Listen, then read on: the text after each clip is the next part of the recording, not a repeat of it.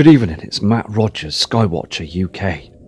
The time is now 7:30 PM in the Northern Hemisphere on the 27th of April 2017. And I just want to give a quick briefing about asteroids. Because Nibiru, Helion, the moons and the brown dwarf stars got through the Kuiper belt, causing a lot of erratic trash that's being pulled and pushed through our inner solar system now. And we're seeing this evidence with these large objects that are flybys now. Several 100,000 asteroids have been discovered and given provisional designations so far. Thousands more have been discovered each year. There are undoubtedly hundreds of thousands more that are too small to be seen from Earth. There are 26 known asteroids larger than 200 kilometers in diameter. Our census of the largest one is now fairly complete. We probably know 99% of asteroids larger than 100 kilometers in diameter. Of those in the 10 to 100 kilometers range, we have calculated about half. But we know very few of those smaller ones. There are probably considerably more than 1 million asteroids in the 1 kilometer range near Earth. The total mass of all asteroids is less than that of the Moon. 11 comets and asteroids have been explored by spacecraft so far as follows. Ice flyby of Comet Giobellini-Zinner, multiple flyby missions from Comet Halley-Giotto to Comet Grid-Skeleup and Gilogo flybys of asteroids Gaspra and Ida satellite, near Shoemaker flybys of asteroids Mathidal on the way to orbit and lands on Eros, DS-1 flybys of asteroids Borrelly and Comet Broglie, Stardust flyby of asteroid Anne Frank, and recent sample collection of comets Wild 2 for future we can expect. Habersa Musa C to asteroid Atawa and Roster to Comet Deep Impact Comet Tempel 1 and the dawn of orbits Vesta and Sirius. See, they know these asteroids are going to smash into each other in the future dates.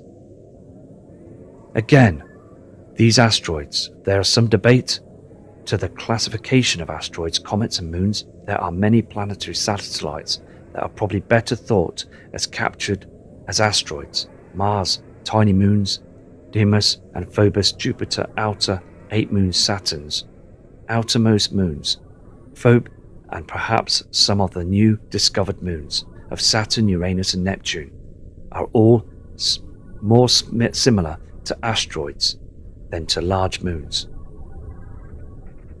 Asteroids are classified into numbers of types according to their spectra and hence of their chemical composition. Type C includes more than 70% of known asteroids. It's extremely dark, similar to Carbonicus and meteorites, approximately the same chemical composition as the Sun's minus hydrogen, helium and other volatiles. S-type 70%, relatively bright metallic nickel iron mixed with iron magnesium. Type M, most of the rest bright pure nickel iron. There are more than a dozen or so of other rare types of metals and rock. Because of the basis involved of the observations, the principles above may not be representative to the true distributions of the asteroids. There are actually several classification schemes in us used today. There is a little data about the densities of asteroids, but the sensing of the Doppler effect on the radio waves returning to the Earth from near owing to the very slight gravitational tug between the asteroids and spacecraft. Mathilide mass could be estimated. Surprisingly, its dense turns out to be not much greater than that of water, suggesting that it's not a solid object but rather a compact pile of debris. Asteroids are also categorized by their position in the solar system. Main belts located between Mars and Jupiter roughly 2.4 AU from the Sun, further divide into the Sun groups Umbreus, Florus, Pephica, Conorus, Eris, Themis, Slybles, and Hildus, which are named after the main asteroid in the group. The near-Earth asteroids, NEAS, ones are closely approached the Earth. These are Attis, Semaja, axis less than 10 AU, distances greater than 0.983 AU. Trojans, located near Jupiter, point 60 degrees ahead behind Jupiter in its orbit. Several hundred such asteroids known is in the estimate that there may be thousands more altogether. Curiously, there are many more in the leading large range point than in trailing 1L5. There may also be a few small asteroids in the large amount of Venus and Earth. Between the main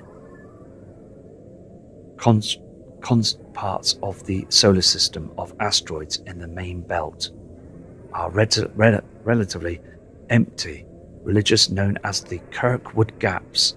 These are regions where an object orbital period would be a simple fraction of that of Jupiter.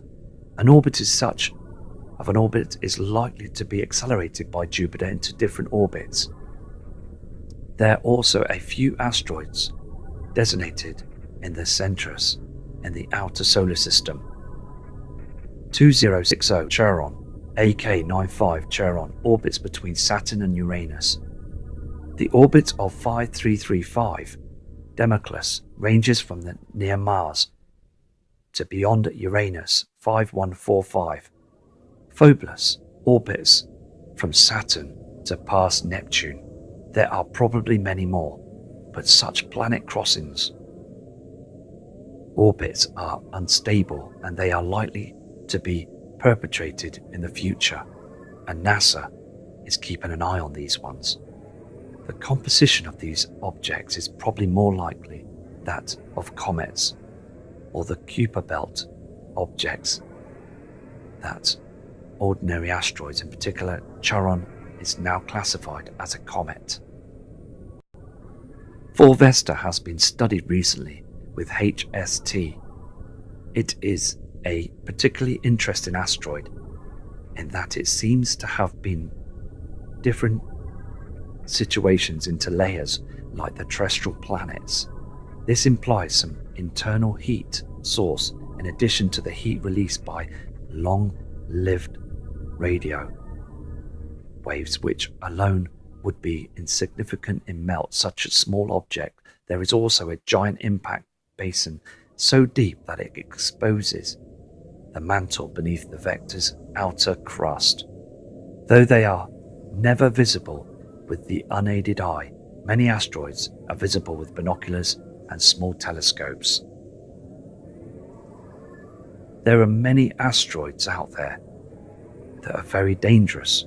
We have one that's following our Earth. It's in a very similar Earth's orbit called Apophis. And we will see this as a flyby between us and the moon. And it's just a situation where we've got to keep our eyes to the skies with this, because every day we're seeing these objects, aren't we? These near-Earth objects.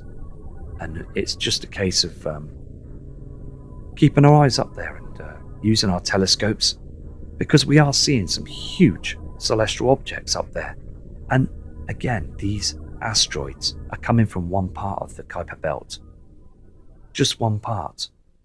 And scientists are still looking to see what's going on. They know what's going on. They know that these heavenly bodies have got through now. And they've been coming past our Earth for many years. We are seeing more activity now with these asteroids all the time. Other people are sending messages into me as well with objects they've taken pictures of huge asteroids. So it can't be ignored, can it? We can't ignore this, can we? We really can't. because also the PDCO ensures the early detection of potentially hazard asteroids, objects, PHOS, asteroids and comets. Those orbits are predicted to bring them with a 0.5 astronomical units of Earth, 5 million miles or 8 million kilometers, and of a size large enough to reach Earth's surface that is greater than approximately 30 to 50 meters. And also, NASA tracks the characteristics of these objects and issues warnings about potential impacts, providing timely and accurate information. NASA also leads the coordination of US government planning for response of actual impact threats. So they're just keeping an eye on this all the time, aren't they? There is a threat with these huge, massive rocks that are flying past our Earth all the time. And it's just getting really erratic out there from any other year that we've had. We're seeing all sorts of problems. Anyway, take care and respect to you all, and have a safe evening. And thank you for all your kind messages. From Matthew Rogers.